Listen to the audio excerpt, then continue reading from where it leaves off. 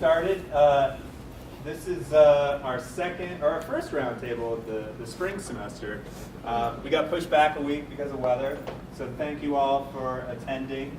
So the event today is going to be the ties that bind and the lines that divide, human connection and separation in the written word. So our presenter today is Associate Professor Erin Davis. You might know her from courses like English Comp and Woo! Introduction to Literature. So exciting. And this one's more of a deeper cut, writing across the curriculum. Yeah. Reading and writing, or writing and reading, as it were. So we're very happy to have her here today. We appreciate her putting together this presentation. As we get to the Q&A portion, if you have a question, please speak up loudly because this is being filmed, and that way we'll capture your question. This will also be available at a later date on the Cardinal Reads website, so nic.edu/Cardinal Reads. And you can see this as well as future roundtables and past roundtables. So without further ado, Erin Davis. Thank you. All right. Hi, thank you all so much for coming. So just out of curiosity, how many of you have read or are reading Tribe in one of your classes? Oh, most of you. Okay. Now, I know not all of you have, and don't worry, you don't have to have read the book to be able to kind of participate in what we're doing today and think about the ideas I'll be talking about. So Tribe is by Sebastian Junger, and he spent a lot of his career as a war correspondent. And so one of the main points that he makes in his book is that during times of war, soldiers and civilians have to form tight social bonds. And they have big responsibilities to the people that are around them.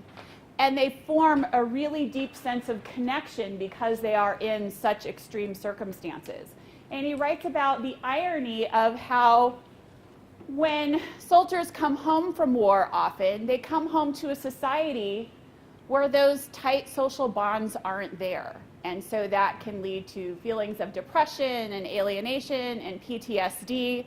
And so while I am not going to be kind of covering all of the arguments that Junger makes in his book, what I would really like to do is pick up on kind of those universal themes in the book of the human experience of alienation that we all feel at one time or another, okay?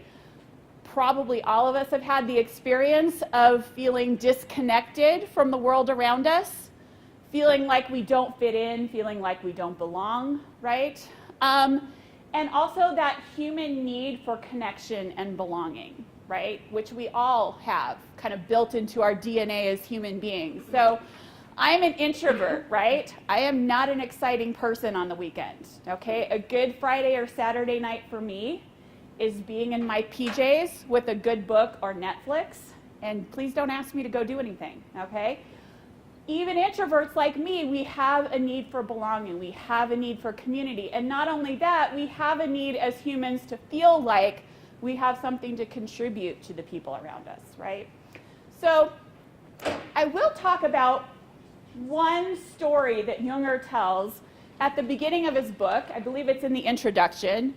And he talks about how when he finishes college, he tells the story of he finishes college and he comes back home to his kind of family childhood neighborhood. It's a nice suburban neighborhood outside of Boston in Massachusetts. And he talks about how there's all these houses with big, nice yards and picket fences, and yet he felt really alone.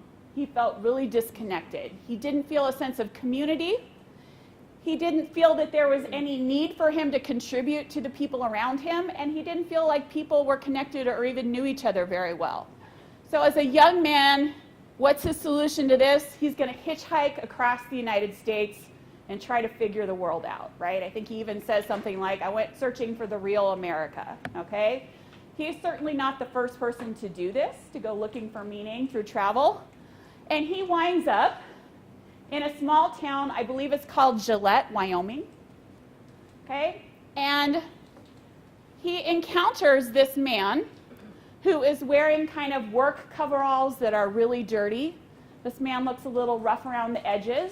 this man strikes up a conversation with him, and in this story that Younger tells, the man asks him, do you have any food or do you have any lunch? And if you've read the book, you know that Younger doesn't tell this man the truth, right? He says, no, I only have a little bit of cheese.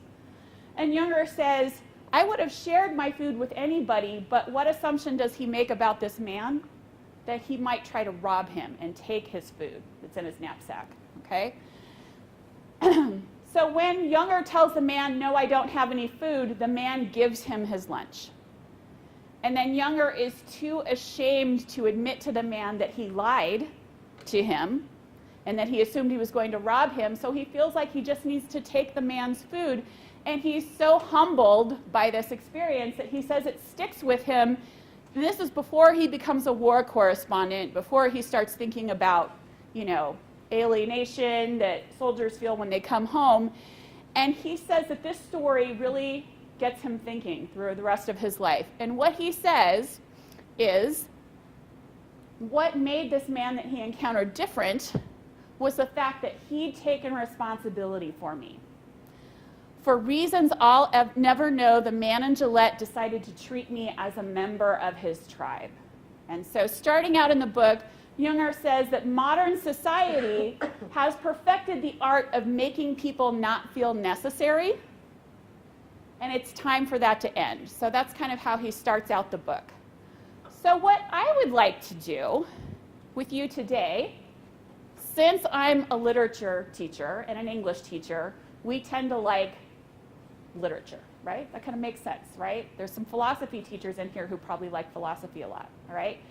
What I would like to talk about is the potential for literature, for reading literature, for the written word, to help us access those parts of ourselves that can make us feel more connected to the world around us and that can make us feel more like people who want to make the people around us feel connected.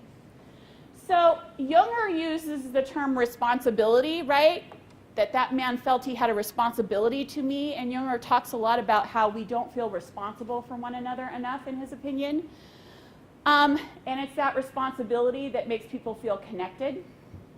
And I would say that in order for that to happen, we have to have empathy for the people around us, particularly for people who might have life experiences that are very different from ours. And where I think reading literature can help us with that is that empathy, right, trying to see things from other people's points of view, is an act of imagination. And so I want to share this video with you that I think does a really nice job of explaining what empathy is and the role of imagination in empathy. And so I don't know if any of you are familiar with Dr. Brene Brown. So she's a researcher out of the University of Houston. She's written a lot of popular books that speak a lot to the need for human connection. And somebody animated part of one of her TED Talks. So this is what we're going to take a look at next. Whoops. Hopefully it's what we're going to take a look at next.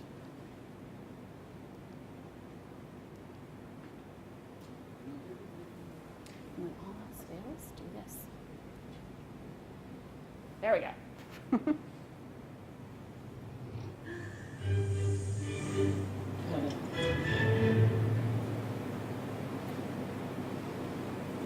So what is empathy, and why is it very different than sympathy? Empathy fuels connection. Sympathy drives disconnection. Empathy, it's very interesting. Teresa Wiseman is a nursing scholar who studied professions, very diverse professions where empathy is relevant, and came up with 4 qualities of empathy. Perspective taking, the ability to take the perspective of another person or recognize their perspective as their truth. Staying out of judgment, not easy when you enjoy it as much as most of us do. Recognizing emotion in other people and communicating that. Empathy is feeling with people. And to me, I always think of empathy as this kind of sacred space when someone's kind of in a deep hole and they shout out from the bottom and they say, I'm stuck, it's dark, I'm overwhelmed. And then we look and we say, hey, I'm down. I know what it's like down here, and you're not alone. Sympathy is, ooh, it's bad, no, You want a sandwich? Empathy is a choice, and it's a vulnerable choice, because in order to connect with you, I have to connect with something in myself that knows that feeling. Rarely, if ever, does an empathic response begin with "at least." I had it, yeah. And we do it all the time, because you know what? Someone just shared something with us that's incredibly painful, and we're trying to silver lining it. I don't think that's a verb, but I'm using it as one. We're trying to put the silver lining around it. So, I had a miscarriage. At least you know you can get pregnant. I think my marriage is falling apart. At least you have a marriage. John's getting kicked out of school. At least Sarah is an A student. But one of the things we do sometimes in the face of very difficult conversations is we try to make things better. If I share something with you that's very difficult, I'd rather you say, I don't even know what to say right now, I'm just so glad you told me. Because the truth is, rarely can a response make something better. What makes something better is connection.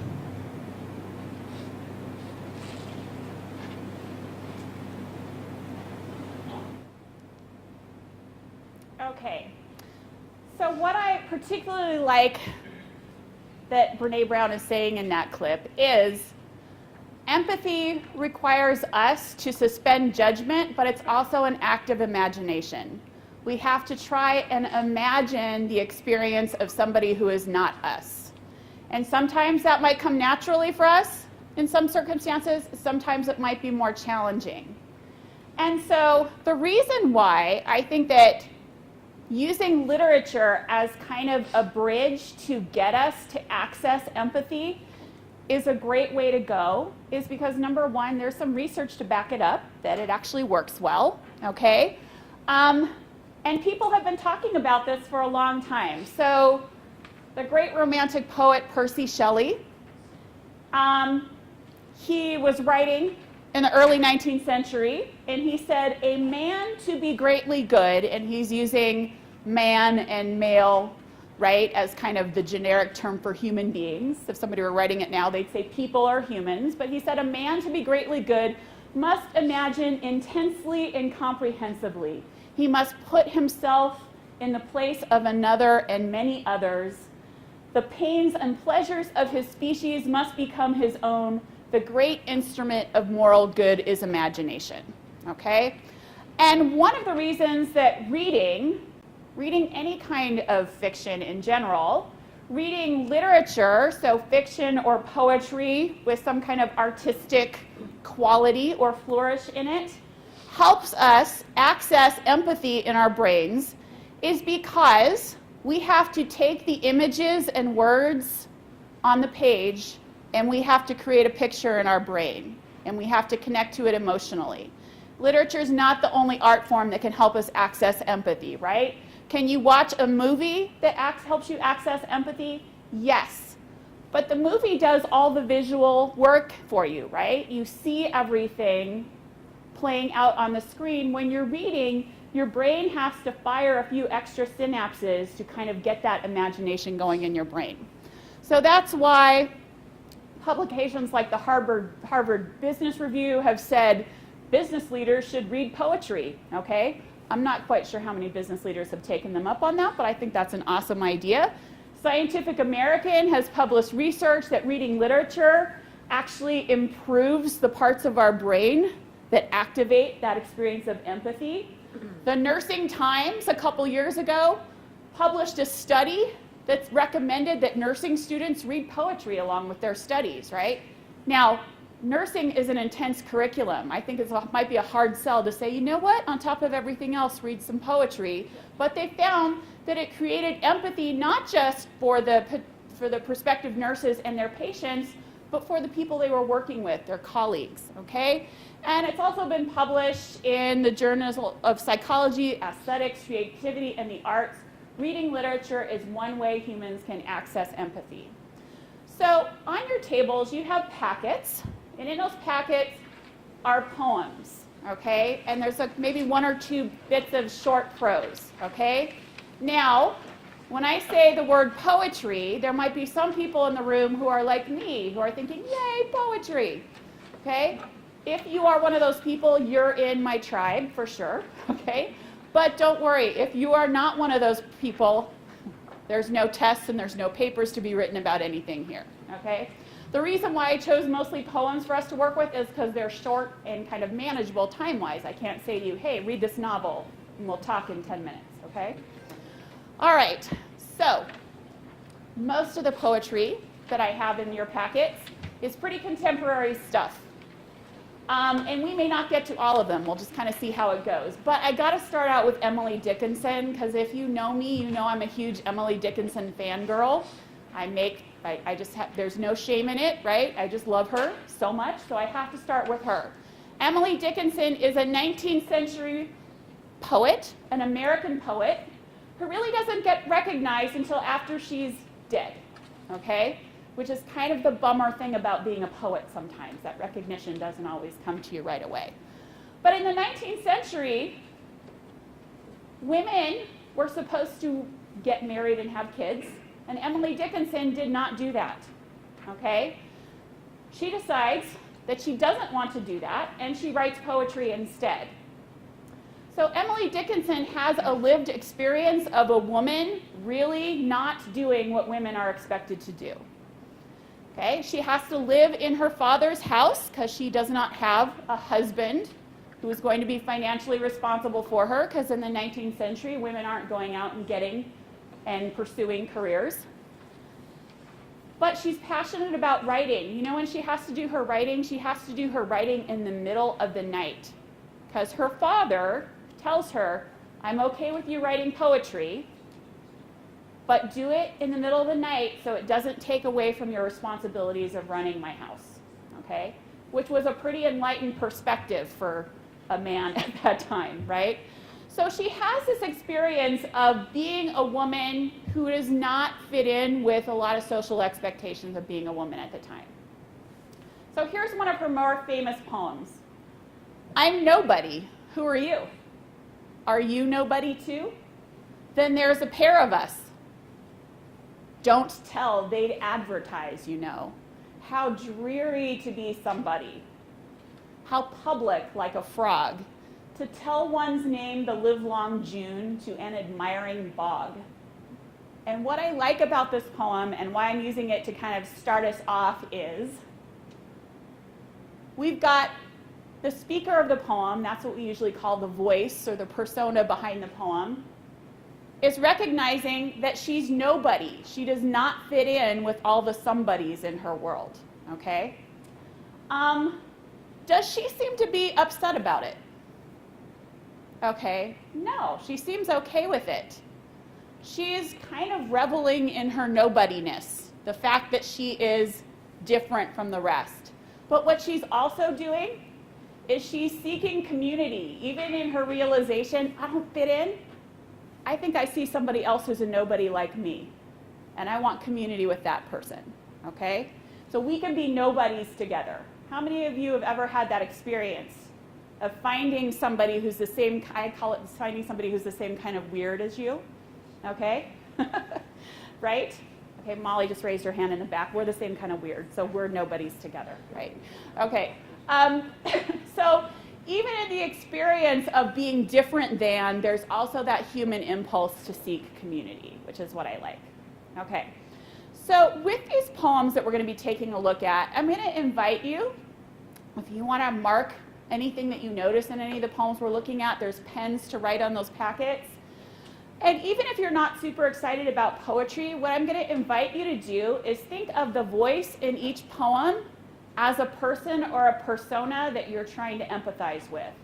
And try and imagine what the images and the words in the poem are telling you about somebody who's not you. Does that make sense? Okay.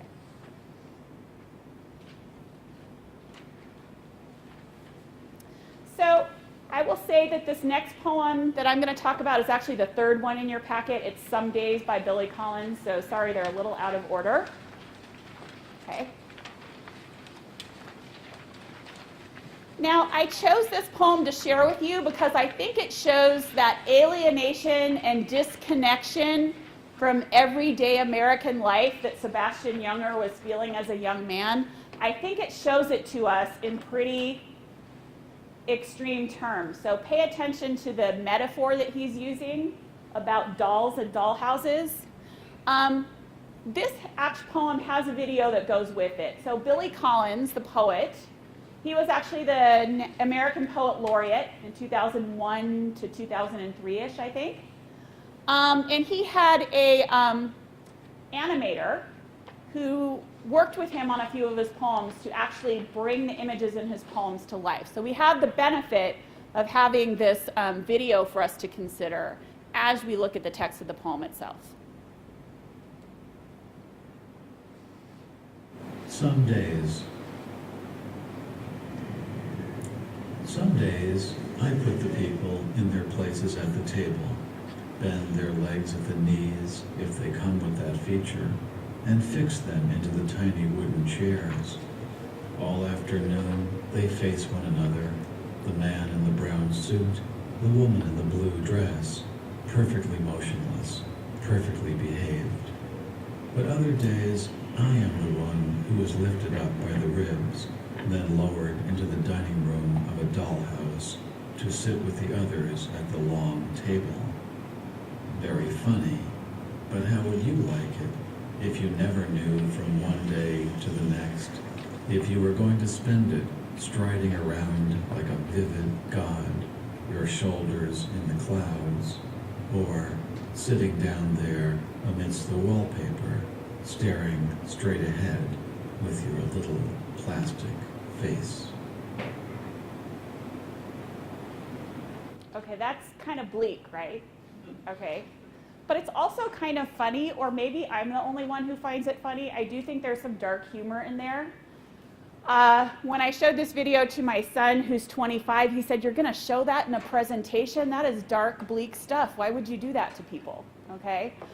But what I like about this poem is there's two extremes, right? You are either the one who's moving the dolls around, or you are the helpless doll or action figure, however you want to think about it, right?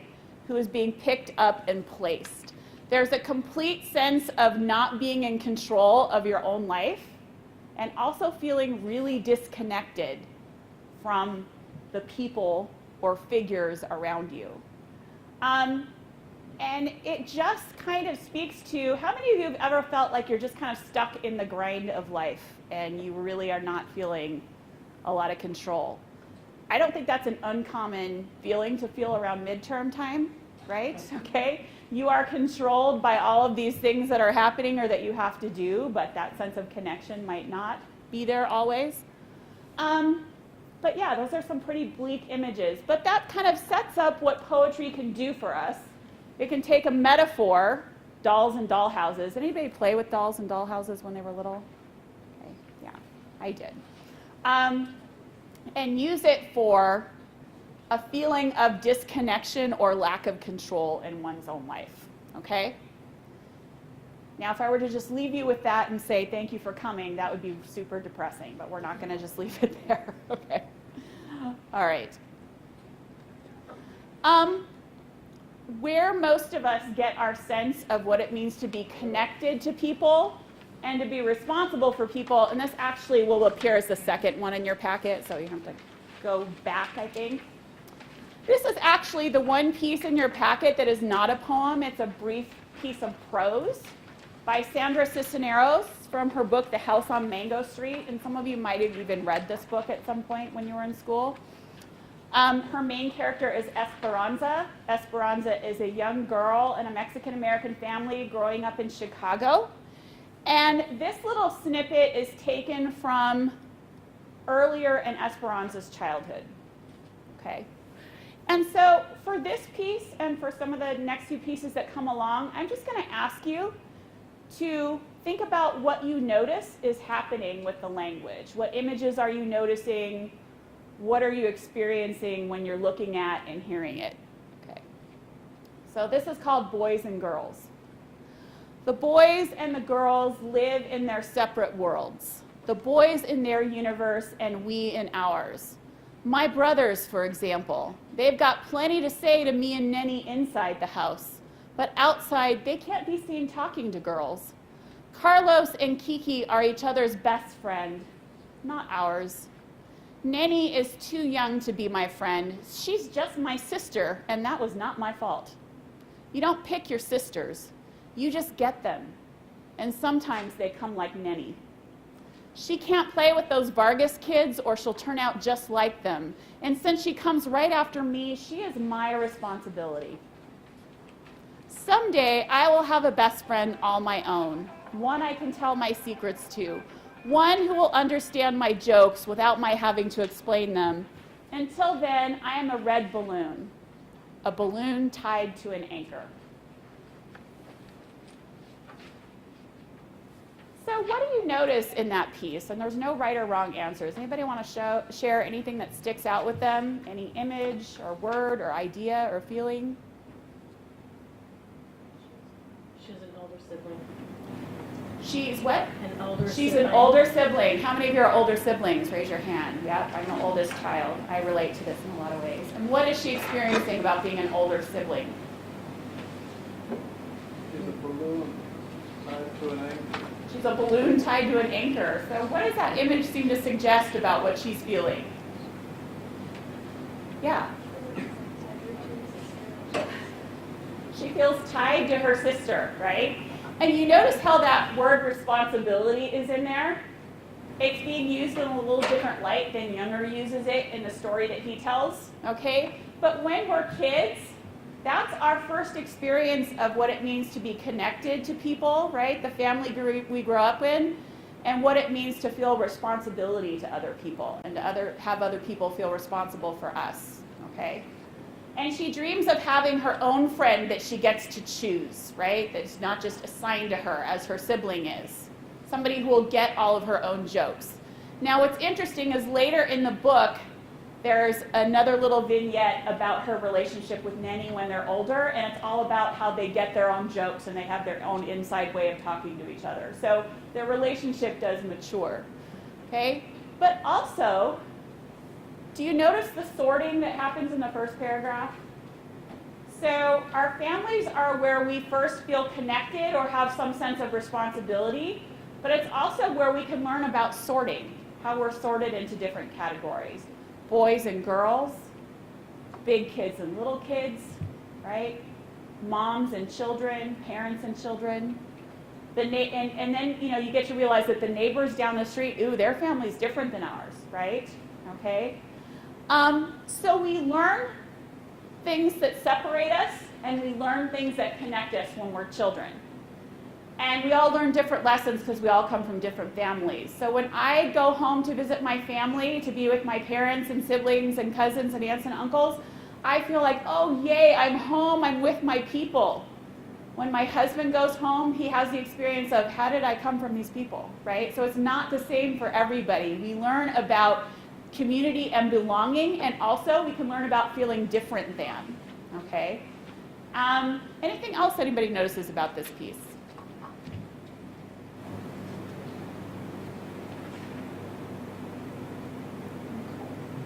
Interesting that she says separate worlds and universe. Like it's this big, vast thing. Yes. That she's just a little kid and she has this huge concept of what this world and universe is different from boys and girls.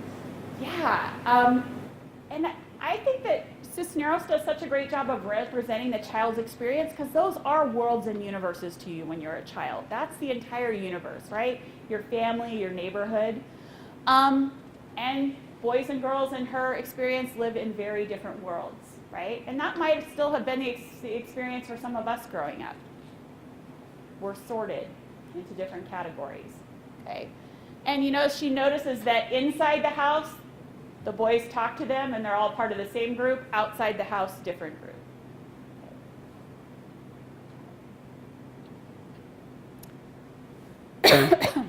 All right, so the next one in your packet that we're going to take a look at is a poem by Lucille Clifton. And Lucille Clifton died in 2010. She was born in the 1930s. Okay. She wrote this in the 1960s. She was an African American poet. And I'm not going to say too much about the poem. I just want you to kind of experience the language and think about what you're noticing about that voice, that persona behind the poem. And we have the benefit of being able to hear Lucille Clifton's voice itself read her poem, and she does a much better job than I ever could. So let's just listen to it.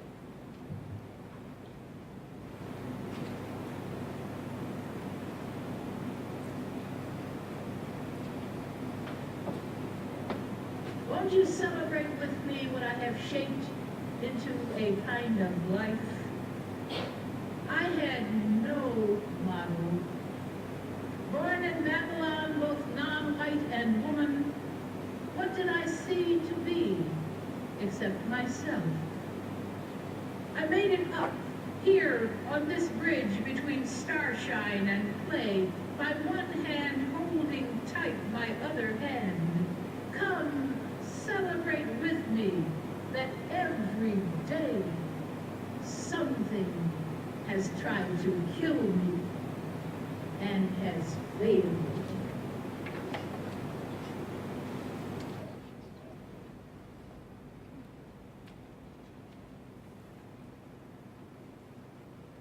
Okay, so what do you notice about the voice or the persona in this poem? Anything you notice? I'm sorry? There's strength. There's stress? Strength. Oh, strength. Yeah. Where do you find the strength in the poem? Like the title is saying that won't you celebrate with me? Like she's like demanding that, like. Yeah. She's claiming that for herself, right? I'm something to celebrate. Yeah.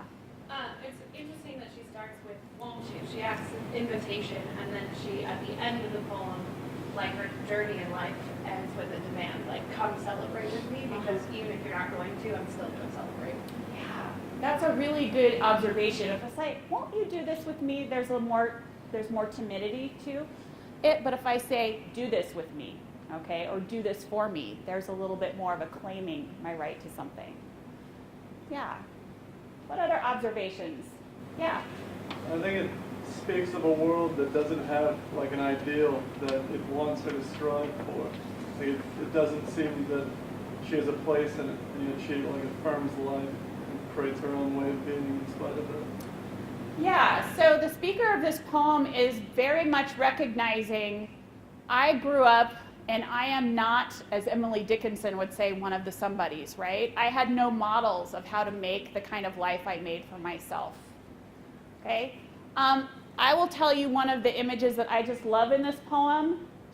The speaker says she's standing on the bridge between starshine and clay, and those are two very different kind of elements, right? Earthy and then kind of this ethereal starshine. And a lot of times when you think of people standing on a bridge and you think of hands being clasped, you think of people reaching out, she says, I'm holding my own hands, right? My one hand holding tight my other hand. What does this tell us about that person's experience of connection or community?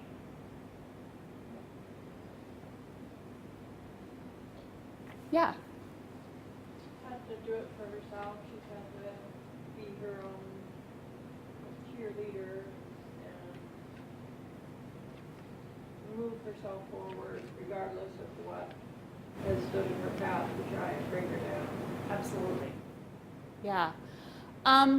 What I find myself kind of taken by in this poem is even though she's saying, I had no path, I had no role models, I had no hands holding mine, I had to hold my own hands and do this myself, there's still an invitation, even though it's a much more insistent invitation at the end, to celebrate what she's made of her life, right?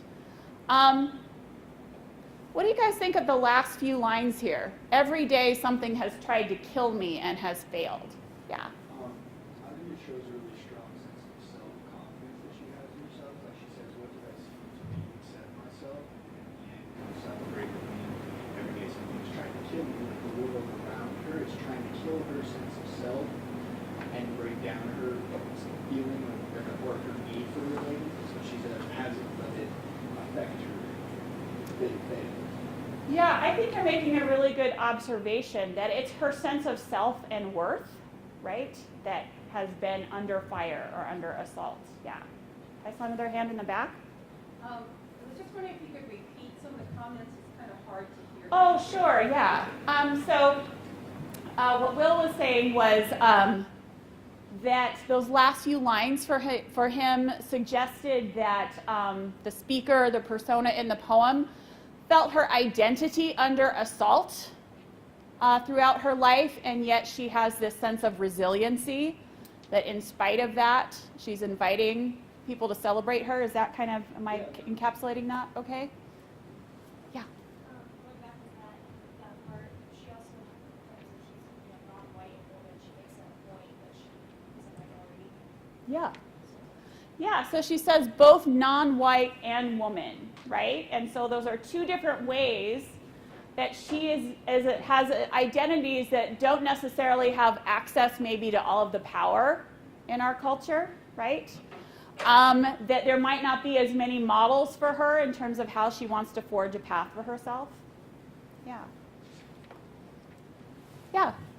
I get this sense of like the Babylon, the born in Babylon, like there's a sense of war that she's kind of fighting, and she's celebrating that like we have life, we have the choice to make our own decisions and come out on top in the end.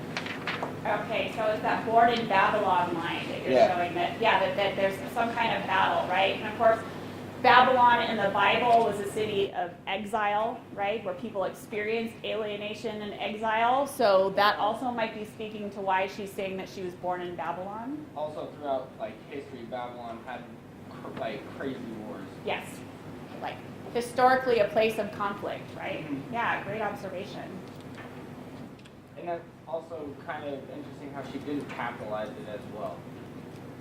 Yeah, so one thing that Lucille Clifton does as a poet is she doesn't capitalize things. You may have noticed with Emily Dickinson's poem, she capitalizes things we don't normally capitalize, like nobody and somebody. And that's a way of giving them significance. And she's not capitalizing anything in this poem. And so it's interesting to think about why. Why do you think she doesn't? Maybe even though you have like the power to shape yourself, there's no significance in that power. It's just to you. Like to yourself, she doesn't feel significant. If that makes sense. Yeah, it might speak to her struggles with feeling significance. It's also putting everything on an equal footing, right? Babylon is normally a proper noun we would capitalize, but she's not going to capitalize it. Everything in the poem is kind of on equal footing that way in terms of identity. Yeah, so you could take it both ways. Either one, she doesn't feel significant, or either everything else is either equal or insignificant. Yeah, that's a But really good don't observation. use the insignificant word as like a derogatory term. It's more of Right. Well, and I agree that that's not a derogatory term, and she's claiming her own significance for herself, especially by the time we get to the end of the poem, right? Yeah. Okay. I think,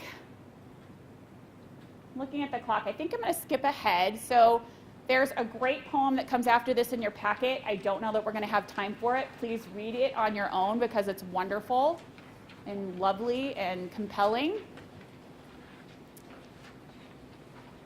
But I want to kind of turn us towards a couple poems that really speak to the potential we all have for connection and creating community.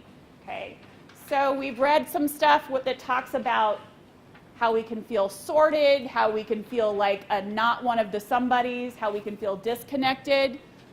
But the last couple poems and pieces in your packet speak to our potential for community. Okay. So this poem is called Shoulders by Naomi Shihab Nye.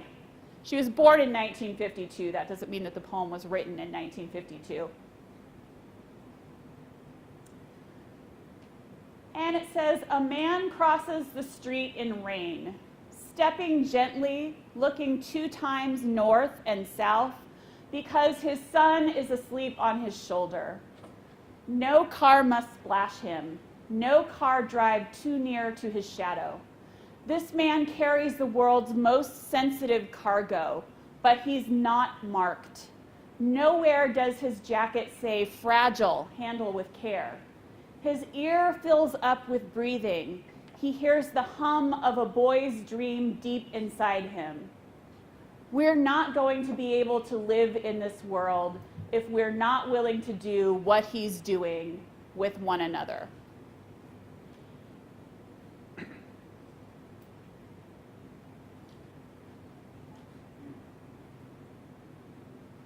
So, what do you notice in this poem?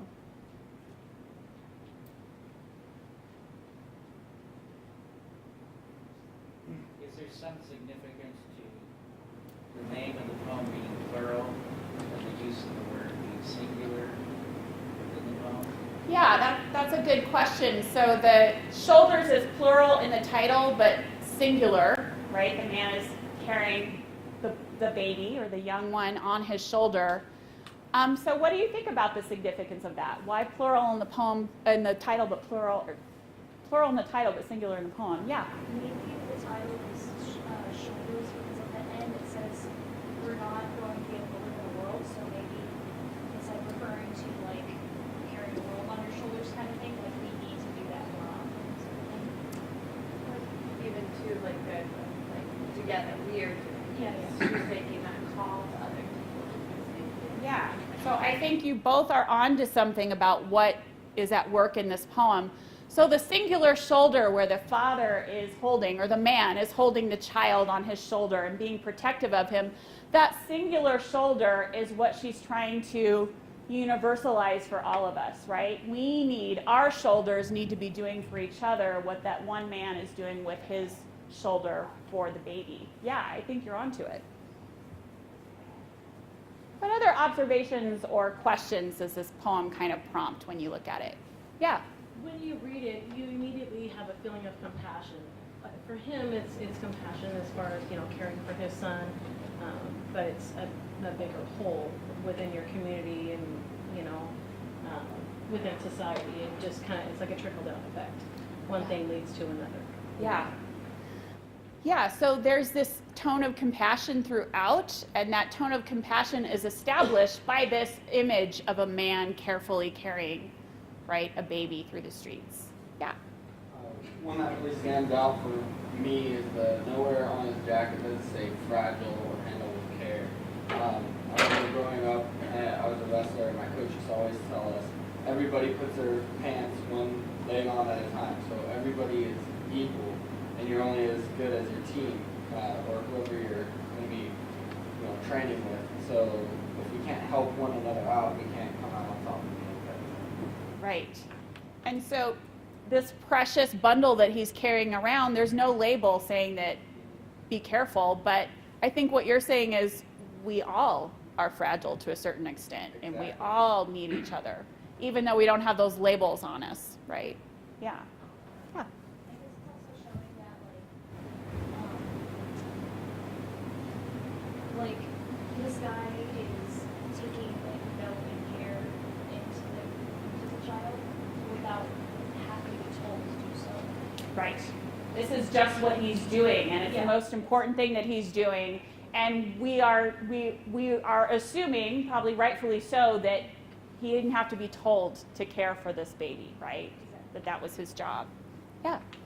To add to that, I think that stanza kind of implies that we need to be attentive to other people's needs, and we need to be sensitive to that and look out for what other people need. So the idea that, and the word responsibility isn't in this poem, right? Even though Younger uses it, and we saw it in one of the earlier pieces we were looking at, the idea that this isn't going to work, we're not going to be able to live in this world if we are not taking that on and doing that for each other and recognizing that need in each other. Yeah. I think it's interesting that it starts out saying that he crosses the street in rain. Mm-hmm. It's raining and he's not, like, he can't protect his son from everything, but he still takes care to step gently because he doesn't want that extra splash to be on. So it's like, he he's not necessarily like sheltering him from everything in the world. He's saying he's still exposing him to the elements, but he's not adding to his stress. That's a great observation. So he can't control the fact that it's raining for this baby that he's caring for, right? And are there any parents in the room?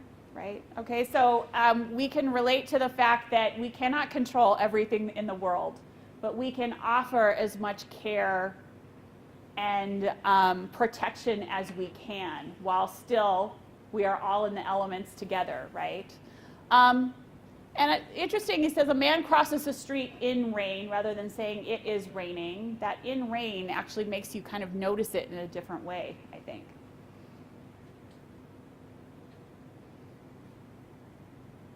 Okay, before we wrap up, I'm going to have us take a look at, this is the last poem in your packet by the same poet, Naomi Shihab Nye. And this is a longer piece. It's a prose poem, which means it kind of functions like a mini essay in a way, but also as a poem. And I'm just going to leave this for what we walk out of here with. And kind of, this is the note I want us to end on.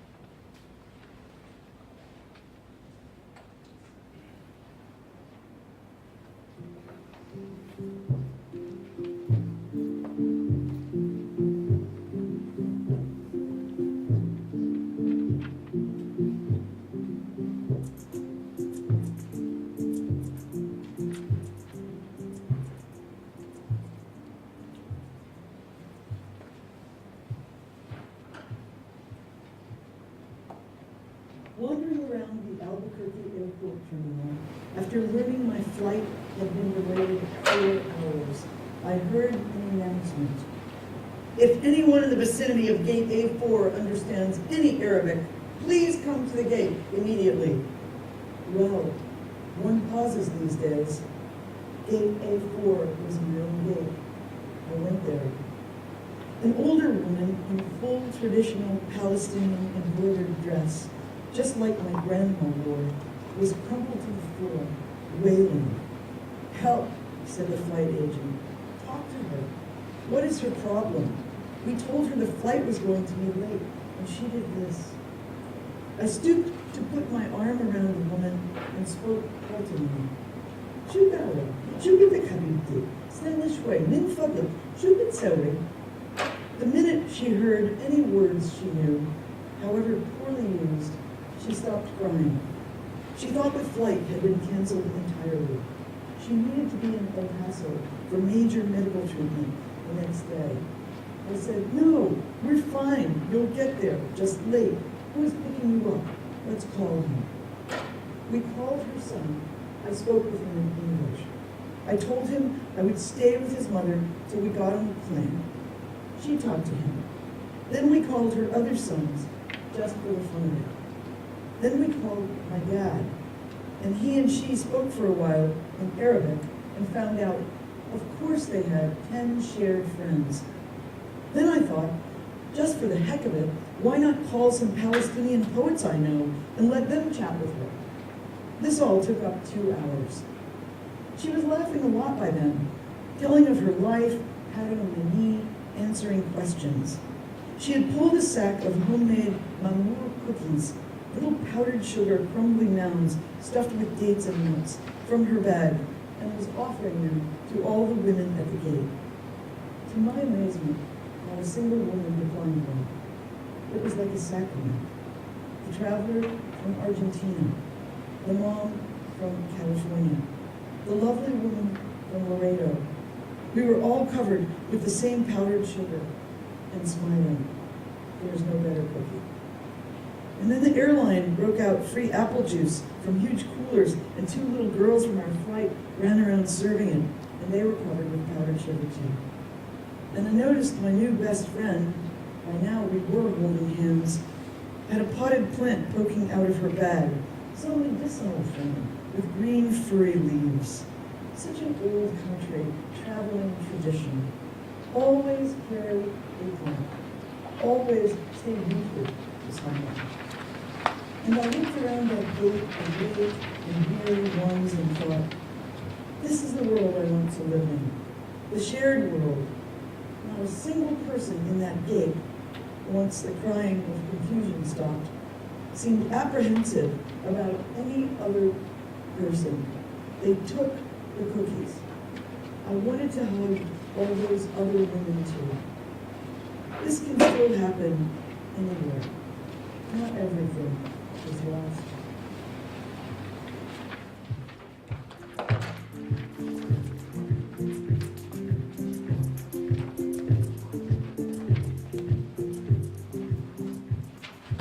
Okay, so I know a lot of you have to leave. You have a 1 o'clock class. I love that final image in the airport. To me, that is the ideal of what I think Junger is trying to get us to, perhaps, in the book. And if any of you have any questions, I'm happy to stay here and answer them. Thank you for taking 50 minutes out of your life to talk about poetry with a complete stranger in most cases. So I really appreciate that.